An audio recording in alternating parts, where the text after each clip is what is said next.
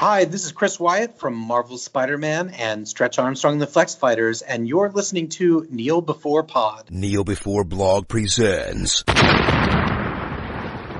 Kneel Before Pod.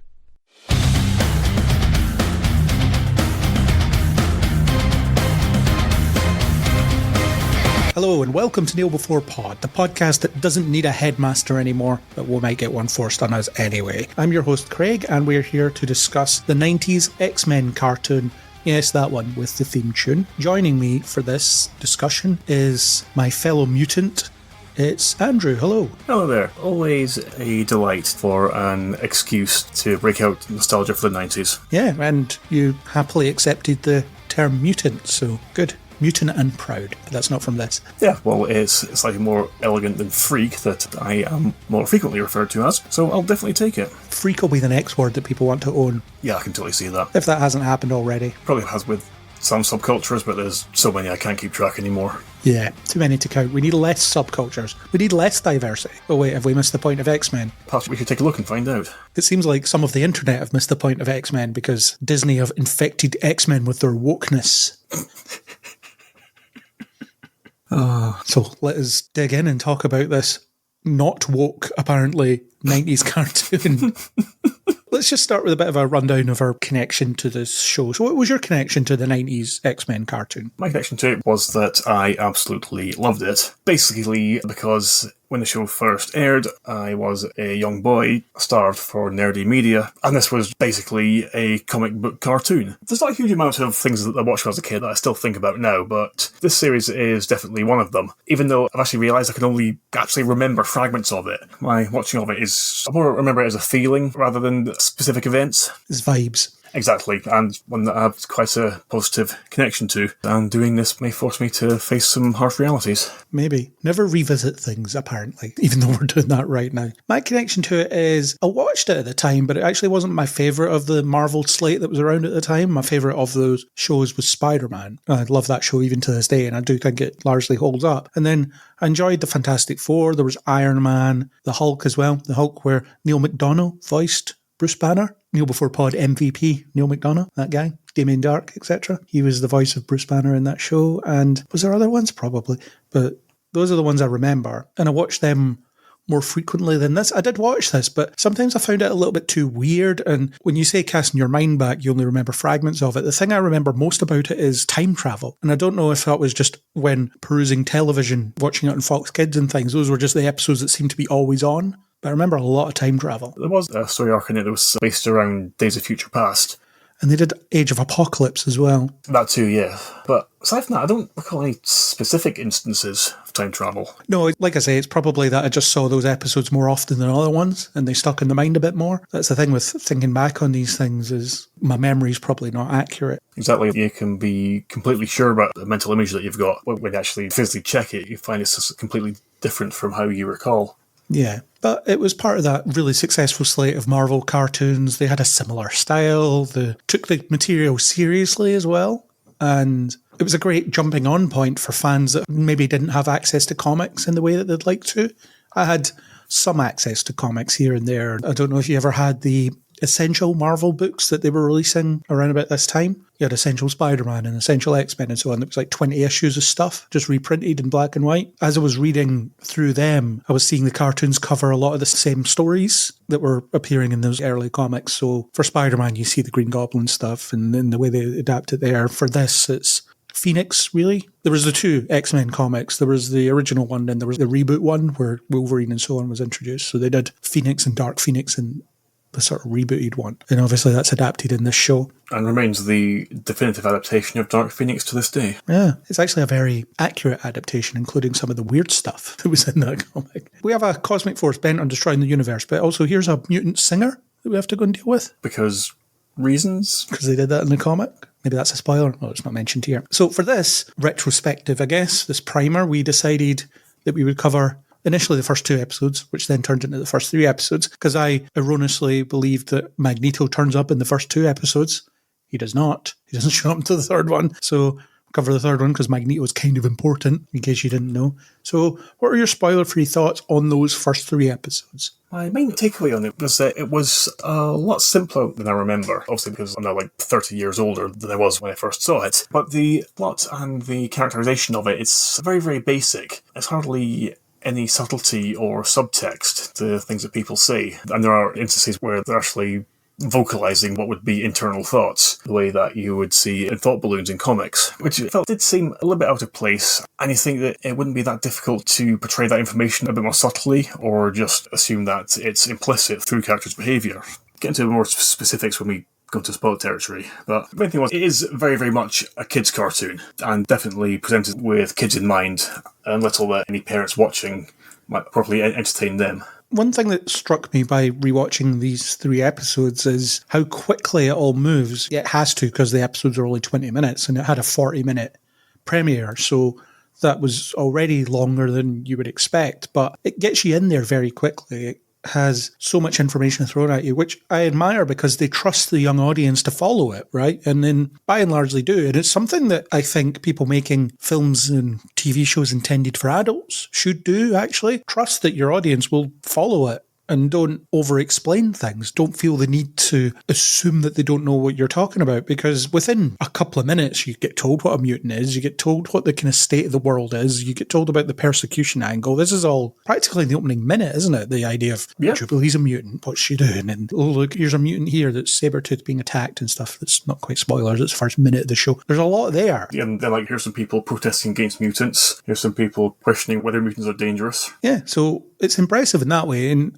like you say, there isn't a lot of depth though, and maybe that's good because it wears its message on its sleeve and immediately tells you what it's trying to get at. This not woke cartoon that's trying to promote tolerance and freedom of expression and all that good stuff.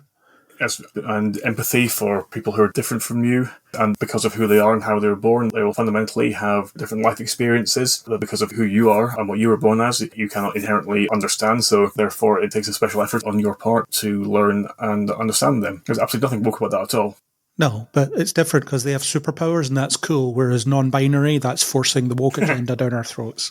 Can't have that. I see. That was a subtle distinction I didn't pick up on. X-Men is just about people in colourful costumes firing lasers at other people in colourful costumes. That's all it's about. Nothing else. Oh, God. Sometimes I find myself going back to... I don't know a meme, because it was like a sort of meme before things were even a meme. But it was basically a really simple cartoon figure of a guy with this flame on top of his head, and the caption, "The stupid, it burns." That's what I genuinely feel like when I have been reading reactions like that. Media literacy is dead. It really is. Certainly for a lot of people. Yeah, basically because now everyone has a voice and can easily express their opinions about something, everyone thinks that they have something worth listening to. Yeah, the right to speak is not the right to be heard. They are not the same thing. Exactly. Anyway, shall we get Professor Xavier or Wolverine or whoever I can find decent sound effects for to take us into the spoiler zone? The spoiler room. Into the danger room. Let's go. Initiate Gambit Wolverine training sequence. Okay, so as I said, this first couple of episodes introduces the concept, does it very quickly. Our focal character, at least in the first episode, there's some weird about that, which we'll get to, is Jubilee. So we meet the X-Men through Jubilee's eyes in part 1, and through her we get introduced to the core ideas, all the characters and the situation, and immediately you're encouraged to be on her side because her foster parents don't know what to do with her because she blew up the VCR because she has fireworks powers. Jubilee was always weird. Sometimes she's really powerful and sometimes she's useless. And I think this cartoon actually nails that. Sometimes she can knock over a sentinel and sometimes she can barely tickle someone.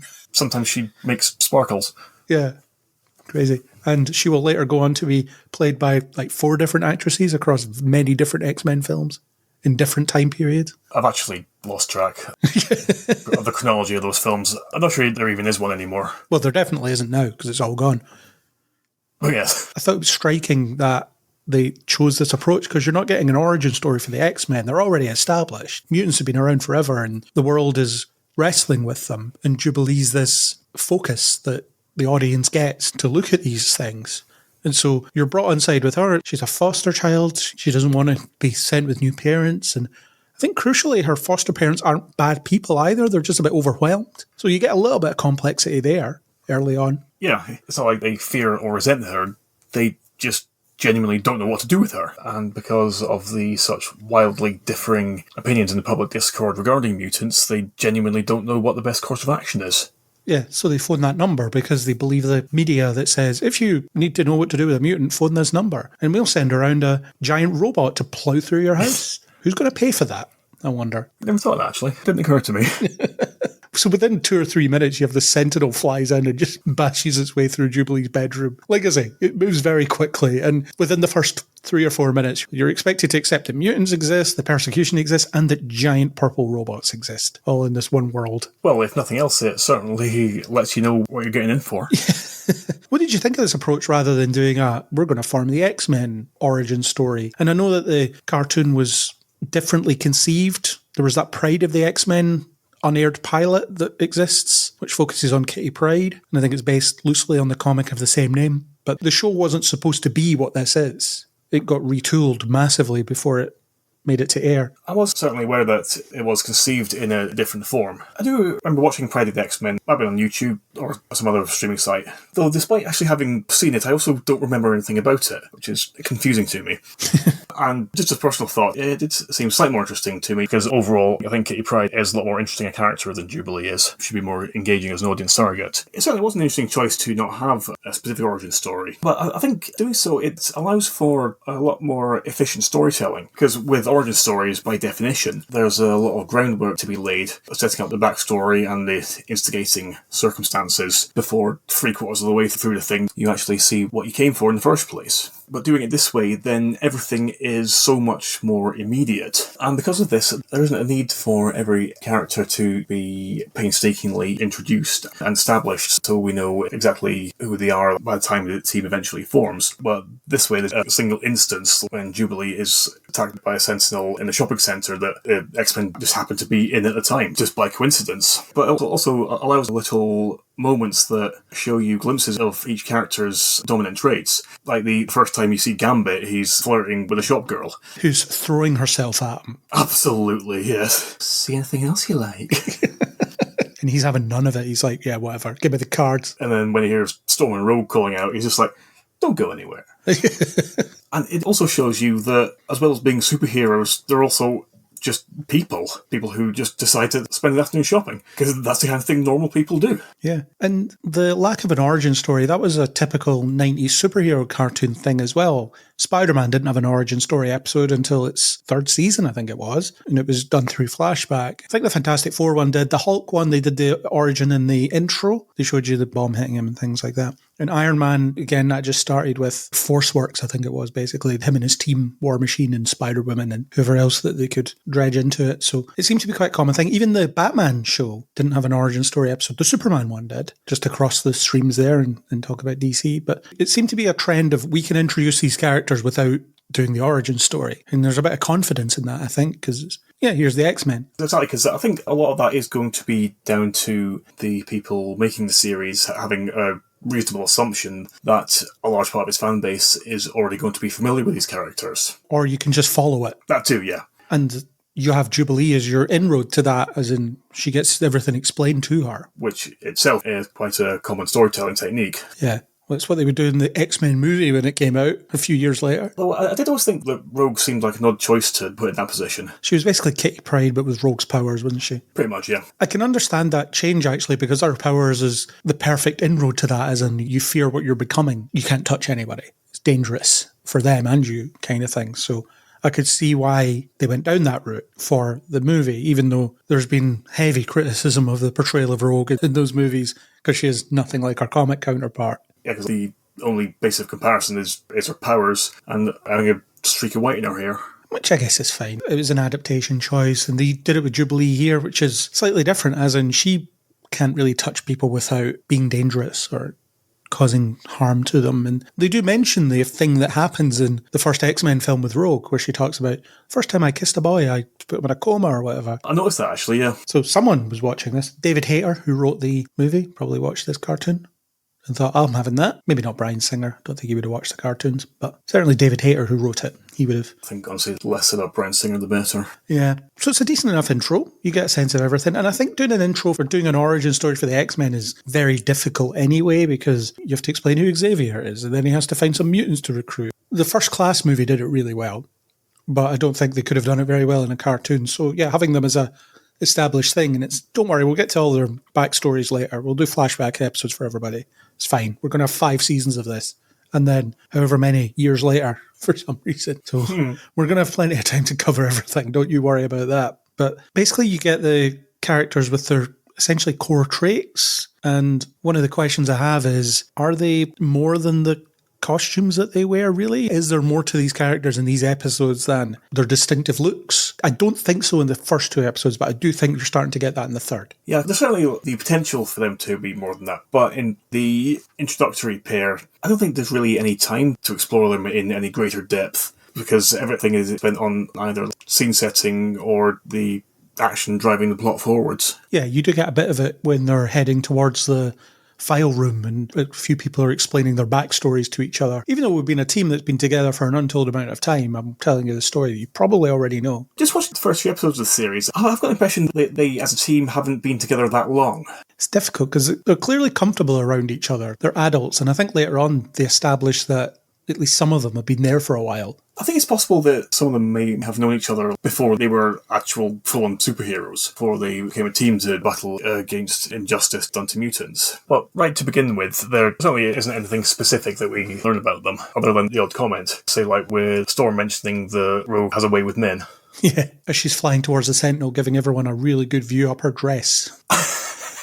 Yes, but since it's a children's show, we're not supposed to think about things like that. Yeah, we don't get it from that angle. And considering how, at the time, Rogue was just drawn as naked with clothes on. You know what I mean? It's this naked outline just with clothes over it. I remember there was actually one shot, I think it's in the second episode, where it's basically of her flying towards the camera, basically boobs first.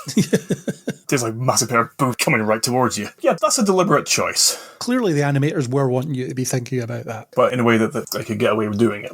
Yeah. But yeah, you're right. It does seem to be somewhat early days, at least in some ways. You have that bit where Xavier says to Jean, I always knew the X-Men would be revealed to the public one day. Well, if you're worried about why have you given them primary coloured uniforms with big X's on them? It doesn't really scream anonymity, does it? But Xavier's a weird character in this, which we'll definitely get to in the third episode. Incidentally, one of the funniest bit, I laughed a lot when Jubilee just fell over in front of Cyclops and she's like, who are you? And he's like, Cyclops. Oh, that clears it up, thanks. Why do you think that answers the question? It's possibly the only badass thing that character ever does. He's such a douche in this show, isn't he? He's actually more impulsive than Wolverine. Yeah, the thing is, because he believes so much that he's the rational, level-headed one, that he just comes off as being completely obnoxious. Because Wolverine knows that he is hot-headed and aggressive and impulsive, and doesn't pretend that he's anything otherwise. Where Cyclops seems to be of the belief that his sense of superiority genuinely makes him better than other people. And Wolverine's your enigmatic cool guy at school, isn't he? The damaged outsider with a mysterious past kind of thing. It's the bit where he's like, I'm not going on this mission, and then he just shows up. Wolverine, you decided to come? And he's like, yeah, I'm not coming. Yeah. There's some good stuff, like when Cyclops tries to appeal to what he wants. It's like, do you want revenge? Because I can help you get revenge. And he's like, yeah, okay. I'll hang around for another day or two. It was in the comics anyway, but it's something that's certainly translated to the movies, as in Wolverine just disrespecting Cyclops and stealing his stuff, stealing his cars and his bikes and stuff. I always found it hilarious. In terms of plot, I mean, there's not a lot here. I think a lot of it's texture. A lot of it's giving you a sense of the world, but we need to go and destroy the computers and set fire at some paper and stuff so that all the records of the X-Men are not there anymore or something. It's thin. Yeah, and it now seems really, really quaint. The notion of completely destroying files also involves physical copies that need to be burned.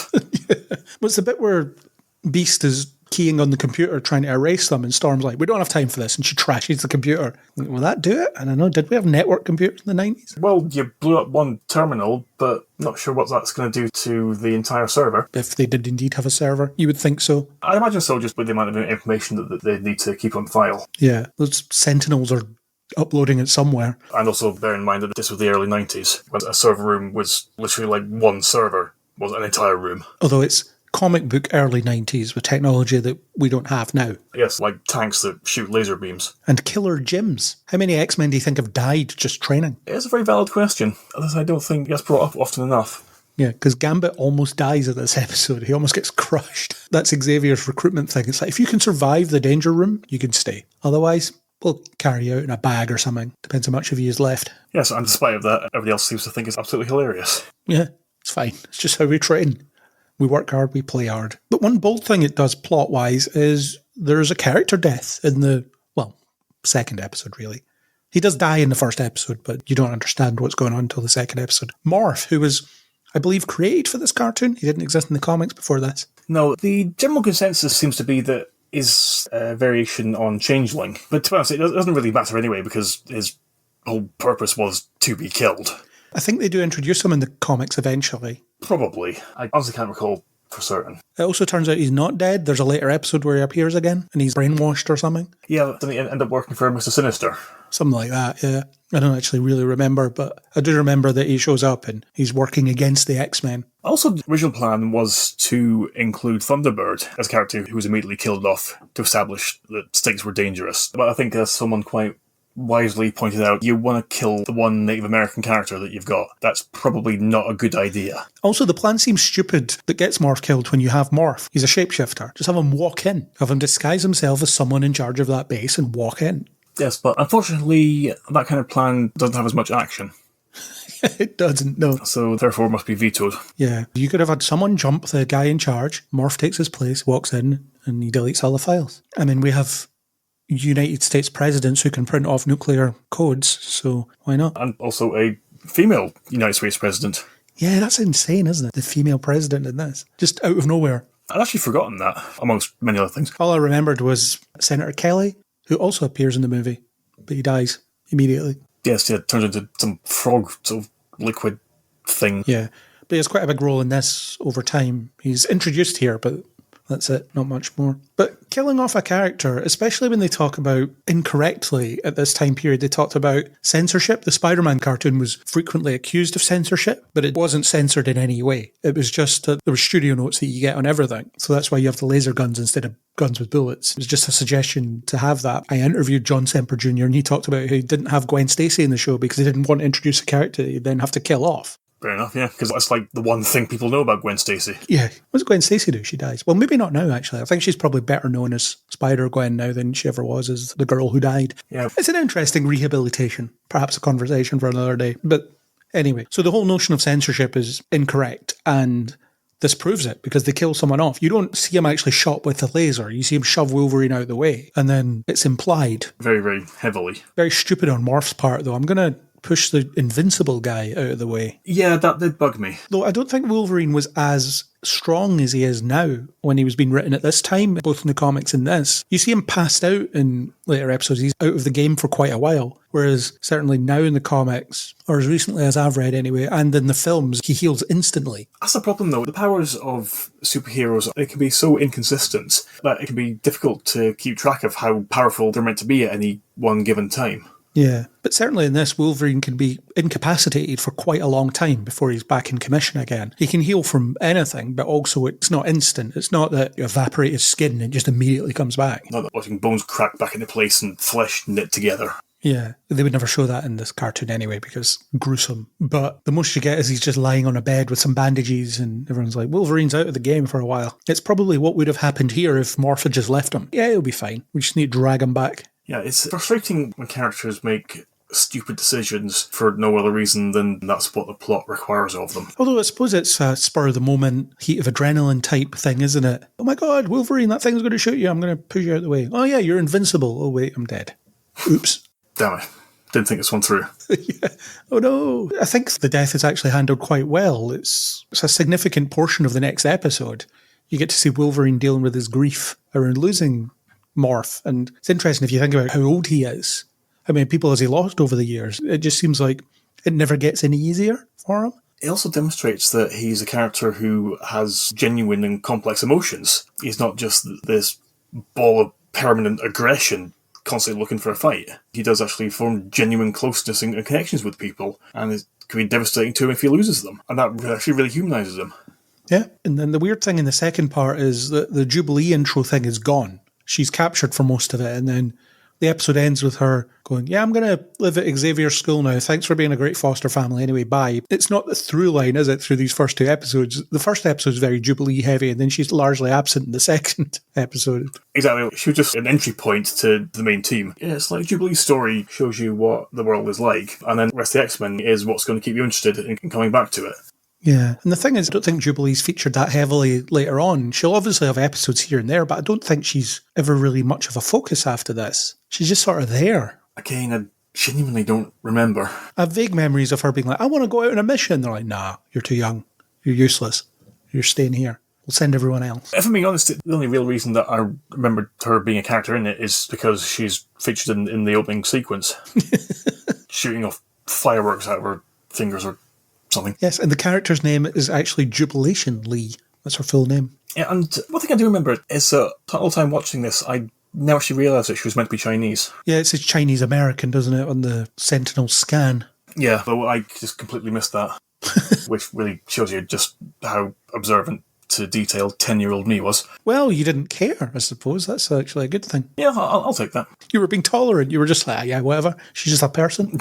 It's fine. Another seismic thing that happens is that Beast gets captured and then his imprisonment lasts a while. I can't remember exactly how long, but I seem to remember it dragging on over several episodes, definitely. Yeah, which is quite an unusual thing for cartoons at the time. It does seem weird to think nowadays when literally every TV show in existence is this lengthy serial narrative. In the TV shows back then, and in particular kids' TV shows, it was far more frequent for there to be little ongoing continuity between episodes. And at the start of each episode, everything would just be reset to a status quo, regardless of how things ended in the previous one. Which, as a random aside, is why in the Next Generation, when Picard gets assimilated, that's why it ends with to be continued, to actually show that things aren't going to reset when we go back to this. But anyway. And the show looks like it's going to do that. It's going to do that reset, although not until the third episode, which is kind of an extension of the second episode anyway, because it's the previously on X-Men, you get that for that episode. But it looks like Magneto's going to break him out and then that'll be it. And he'll be back with the team by the end of the episode. But then he's like, no, I'm going to stay because I need to put this issue in front of people and let them see that I'm not dangerous and things like that. And the idea that he doesn't think he's above the law. He wants to be part of humanity rather than rising above it or feeling like he's above it. It's an interesting angle, I think. And I think it says a lot about that level of tolerance. We don't want special treatment. We want the same treatment everybody else should get. It's like Beast effectively saying I was caught committing a crime, and now I am going to take the opportunity to both justify and explain myself. Yeah, Magneto says that they're above humanity, where Beast says we're part of it. And it's that distinction that makes that conflict so interesting. And also what makes it interesting is that although they have fundamentally different viewpoints about how mutants should interact with humanity, in essence, they're all fighting for the same thing. They just don't agree about how to go about it. Yeah, and that brings us naturally on to the introduction of Magneto in the third episode. Obviously, it's important because he's essentially the main villain throughout the series, and can't get rid of him in the movies either. He's always in there somewhere. And again, it's interesting how much of this show's DNA folds into the films. And I know it's the comics as well, but this show specifically, it just seems like vast sections of it were lifted almost directly and then transplanted into the films, because you have the same Xavier-Magneto dynamic. Magneto believing in the superiority of mutants, Xavier arguing for the coexistence, as in we're not better than they are, we're just different and we need to celebrate that, we need to find a way to work with that, which is done in a much more, I want to say, pantomime way in this show, where Magneto's like, I'm just going to create chaos and then I'll proclaim my point while I'm doing that. Whereas Xavier's like, no, don't do that, it's not right, you should stop lifting all this metal stuff. Also, Magneto's called Magnus in this, not Eric Lyncher. Yeah, that did bug me a little bit. I can only assume it's because Magnus is the closest name in existence to the word magnet. Yeah. I don't know if he ever went by Magnus in the comics. Probably. Possibly, I genuinely don't know. All I really remember about Magneto in the comics, certainly early on, was when he had Quicksilver and Scarlet Witch as his cronies, and they got into Saturday morning cartoon-type villainy adventures that would end with them stuck at the bottom of the ocean in a submarine or something like that. When Scarlet Witch had her vague trippy-uppy powers. Like, I can manipulate probability or something? I don't know. Oh, right, yes. I can't remember what you're talking about. Scarlet Witch doesn't appear in this show, I don't think. She's in the Iron Man show. don't think so, no. Quicksilver does, I think. But Wanda, I don't think she was ever called Scarlet Witch, but she's in the Iron Man show. Certainly the first season. They cut to him dressing in the armour with a CGI suitcase show. That one. Love that show, but it was dumb. That's another one I can only remember fragments of. The second season was better because it got more badass. He had a mullet and he had his smart-talking AI called Homer.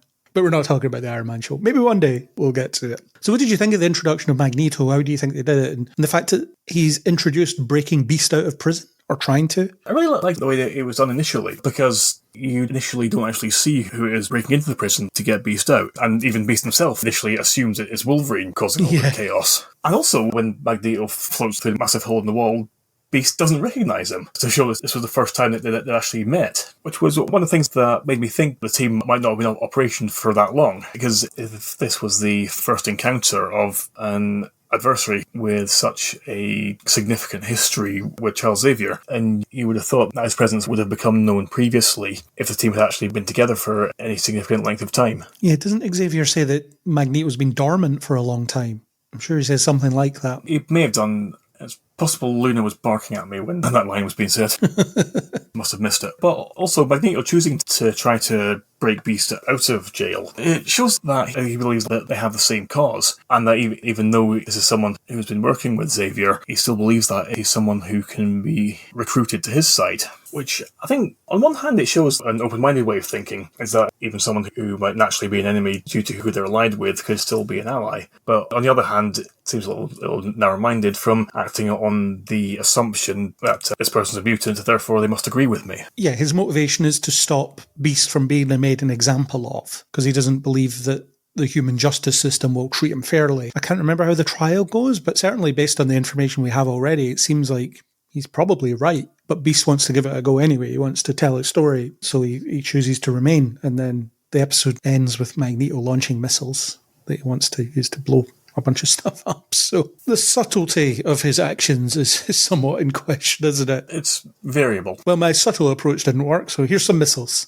Okay, so if you won't fear me because I'm floating around and crushing the most powerful weaponry you have without even touching it, then you will fear me because I can will your military's most destructive weapons to fly and obliterate you wherever I so please. Yeah, and you get the quick stab of Xavier and Magneto's backstory, where Xavier's like, yeah, we used to be best friends, and then we weren't best friends, and now he's my enemy. No, we weren't, because we disagreed on things. We disagreed once, and that was enough. Destroyed our friendship completely. Forevermore. That was it, done. We'll never be friends again, except from all the times in later episodes where we'll be working together. And there'll be that asteroid he tries to make at one point, all that stuff. It's going to be insane.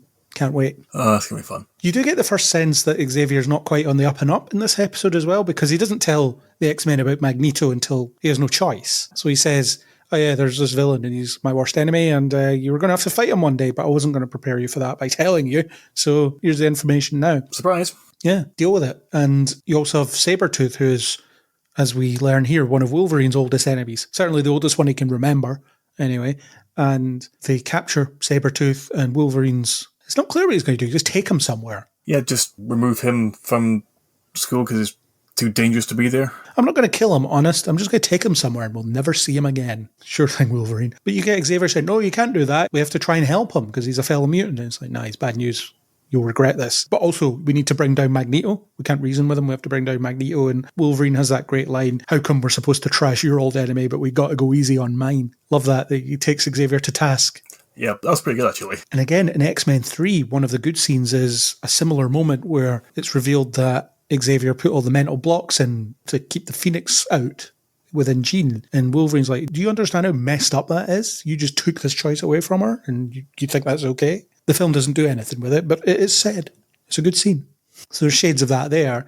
And then Wolverine's happily on the team after that. That's how flaky he is. He's like, I was annoyed 5 minutes ago, but now I'm going to take my metal skeleton and fight this guy that can control metal. Sounds like a good idea.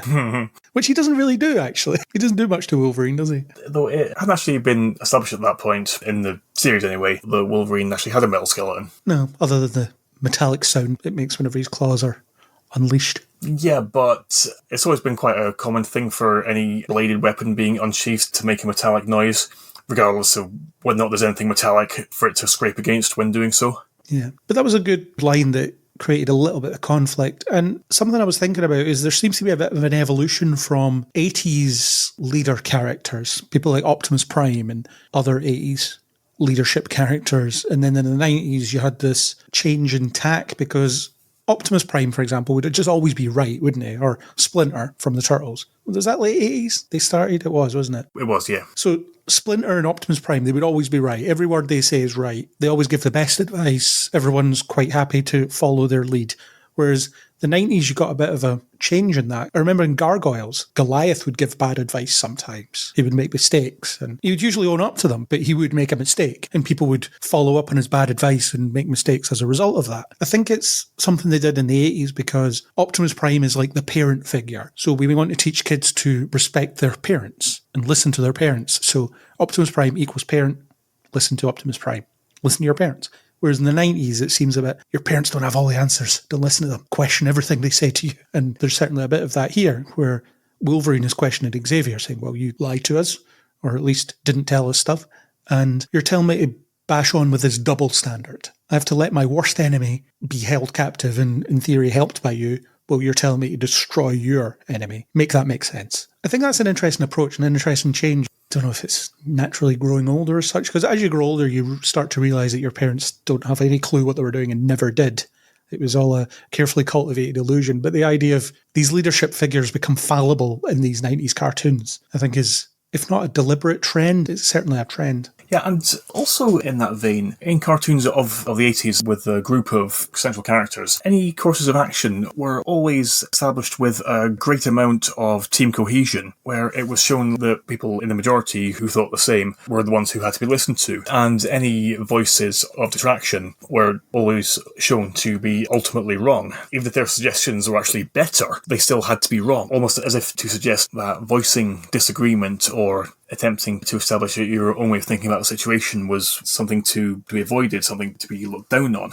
And things like what I talk about demonstrate a subtle shift away from that, and that perhaps more traditional ways of thinking might themselves have been incorrect. Yeah, because you see that in different aspects in this show, mostly through Wolverine, though, and Cyclops, where Cyclops is the team leader, and Xavier's the dad, effectively. He's the big boss, and Cyclops is the team leader. But Wolverine is constantly disrespecting him, constantly challenging him, constantly refusing to listen to him. You're going to stay here, and it's, yeah, I go where I want to go, which just so happens to be on that mission. That's where I want to go right now. That's how flaky I am. I might just do the thing you want me to do, but I'm not doing it because you want me to do it. I'm doing it because I want to do it. 90s Wolverine. Almost like a petulant child. All right, not because you told me to. Yeah, I'm doing this for me. My goals just so happen to align with yours. And to your point about the X-Men are a relatively new team, the idea that Wolverine's been brought in, but it doesn't seem to make sense that he's there at all. Because everyone's like, well, we thought you were a savage animal when you appeared. Actually kind of turns out that you are, but you're still here. Anyway, I'm sure you'll leave and have side adventures for a while and then come back. I seem to remember they do the Japan arc for a bit. Again, I don't remember. And I remember there was a World War II flashback that had Captain America in it as well. Probably should have watched more of this before doing this recording. Nah. It's good that we just don't remember it. You can say things that might have happened in it, and I could probably picture things like that happening, but I might just be wholly inventing them in my head. They were following a lot of stuff that happened relatively recently in the comics. They were doing some of the big arcs, but they were also doing stuff that was relatively recent at the time. Even the designs, that was how they were being drawn at the time, wasn't it? It was, yes. And also the characters who were being featured, Storm, Wolverine, Rogue, Gambit, they were a specific team in the comics, in one branch of the various X-Men titles. I can't remember exactly what team was called, but I remember they were a specific team. I'm going to guess X something. Either X something or X-Men Colour. Yeah. Incidentally, one thing I do love in this show where you've got all the code names. So you've got Cyclops, Wolverine, Beast, Rogue, Storm, Jean Grey. Yeah. Because I guess they thought Marvel Girl was just too lame. I remember reading something explaining it was something to do with Jean Grey and the Phoenix Force, and to do with Phoenix becoming her code name, but the timing of when the cartoon was being made in relation to the comic was off. Something, I should have looked this up, I can't remember. I don't know if she was dead at this point in the comics. I'm not sure. To be honest, it's a coin flip, really. Yeah. She's either dead or not. She's not really in these episodes that much. And they haven't established her relationship with Cyclops yet either. Basically, at this point, she's Charles Xavier's sidekick. Yeah. And they haven't established that Wolverine has the hots for her either. No. We haven't seen the meme of him sitting on his bed stroking a photograph of her.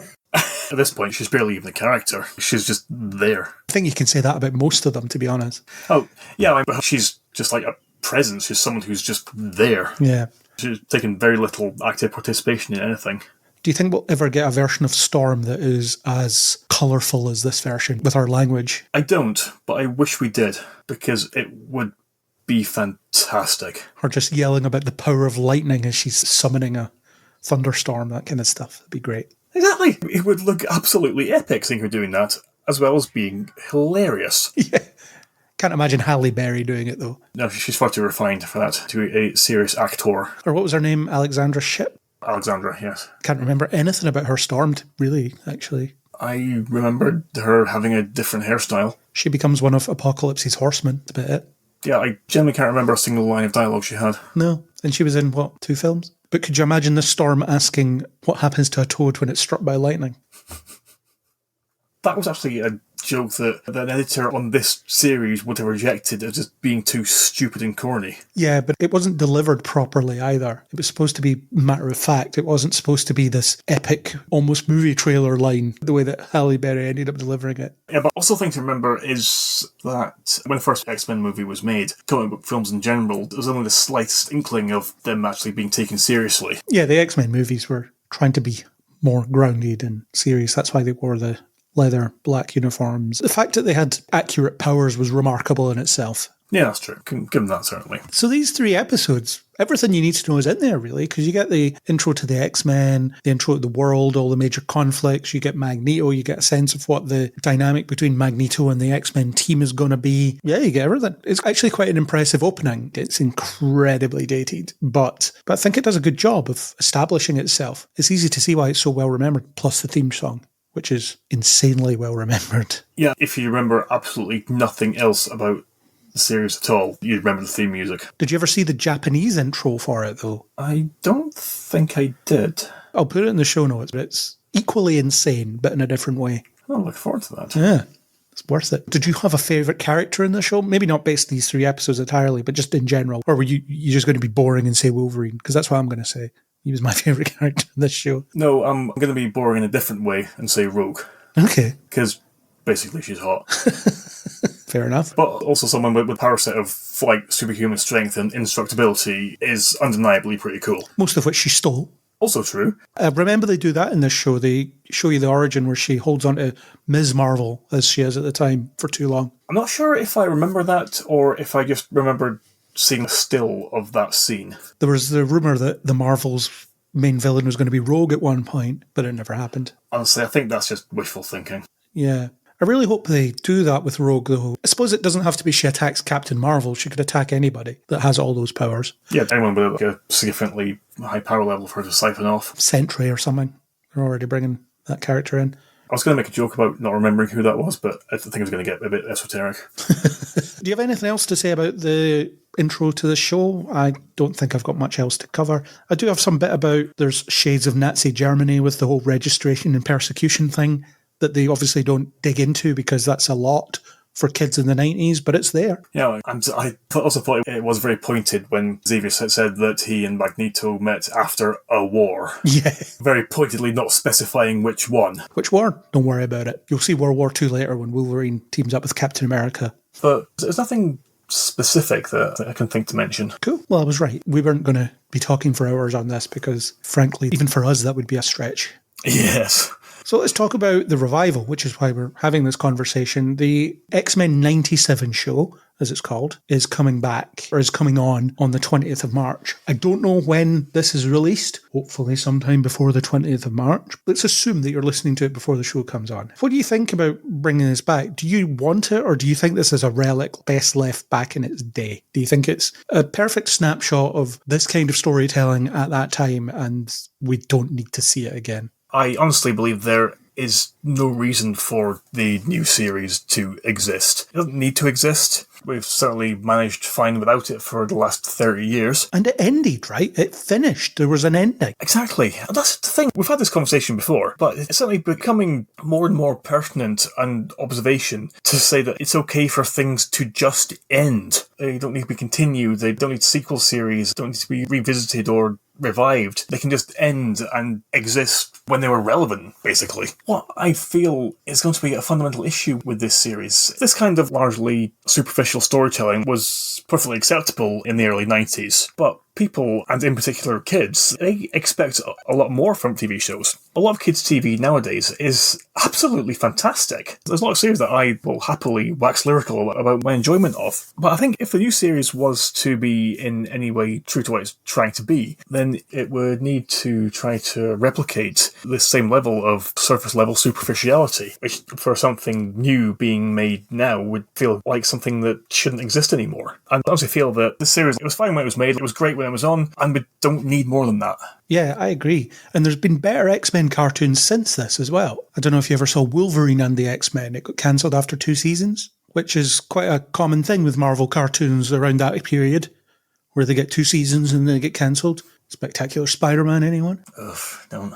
I would argue that Spectacular Spider-Man is better than the 90s Spider-Man cartoon, but it also couldn't exist without it. And I feel the same about, say, Wolverine and the X-Men. It couldn't exist without this cartoon because they sort of paved the way for these sorts of things. And there was X-Men Evolution, which I never watched because it was in that period where I thought I was getting too old for this sort of stuff before I realised, no, you're not. Just watch your Marvel cartoons. So maybe one of these days I will watch X-Men Evolution and see what it was actually like. That did have Kitty Pryde as a significant character. The thing that I remember most about that series was Rogue as a gothic teenager. It seemed to focus on the younger characters, didn't it? With the adult characters being sidelined a bit. Oh, yeah, definitely. It was very much a teen-focused kind of thing. Yeah.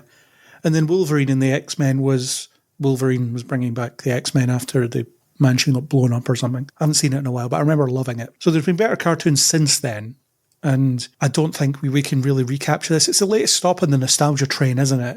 Exactly. This was popular once, let's bring it back. But who's it for? I mean, is it for us? Are you really going to bring in a new audience with this? I don't think so. Or is it just a way for stunted man-children who've found their way into a position of production executives to relive their childhoods? And corrupt X-Men with their wokeness. Never forget that. I just can't. I saw someone posting online, they were talking about what they would like to see from this cartoon. Since it exists and there's nothing we can do about it, what do they want to see from it? And it doesn't seem like the trailer's giving us that, but why not put these versions of the X-Men in the later arcs that post-dated them? So put them in like a Claremont story or something like that. Adapt one of these later stories that were a bit more out there and complex and unsettling in some ways. That would be interesting, actually, yeah. Never thought of that. So you thrust these 90s characters into 2000 settings. It's a bit like what they did with the comics, you know, when they ran out of ideas and decided to bring the teenage X-Men from the 60s into the modern day, and they were just horrified by everything they see. Throw these X-Men, these 90s X-Men, into a more complicated world that they don't know how to deal with, and they don't have their teacher to help them through it. Instead, they have Magneto that has a copy of Xavier's will, which is the longest will ever seen by the looks of things. Right? That was just ridiculous. It's just a bound large book. How much assets does the man have? If he's at Logan, no wonder he can afford to fund such a ridiculously expensive endeavour. Yeah, nuts. Absolutely nuts. We won't talk too much about the trailer because we already talked about it / we'll talk about it, time travel, on a news podcast that will already be out by the time you're listening to this. But I thought the trailer looked fine. I don't really like the new animation style. I understand why they've done it that way, but I don't really like it. It's an odd thing just by the very nature of what it is. An updated smoothing of a very retro style, or what is very retro now anyway. Sort of cel-shaded, but with kind of modern flourishes in the background. It's a bit weird. And I think it's weirder that you're seeing these versions of the characters in that more updated style as well. Splitting hairs. But we don't know what the show will end up being at this point in time, so we'll give it a go and see what happens. I feel like they might need to give the poor Wolverine voice actor a break, though. He actually sounds like he smokes 20 cigars a day now. Maybe he's just getting into character. He is hundreds of years old, but he doesn't sound like he's hundreds of years old. Well, the thing is, with this cartoon, it's still the voice I hear whenever I read Wolverine. He did capture it so incredibly well. Yeah. Almost everything he says is like a growl. Some voices have been replaced, though. Whenever I read Xavier, I hear Patrick Stewart. Whenever I read Magneto, I hear Ian McKellen, not these guys. The X-Men movies were absolutely spoiled having 2 actors of that caliber playing central characters. Yeah. They're just so utterly embodied everyone's perception of them now. That's all the people see and hear.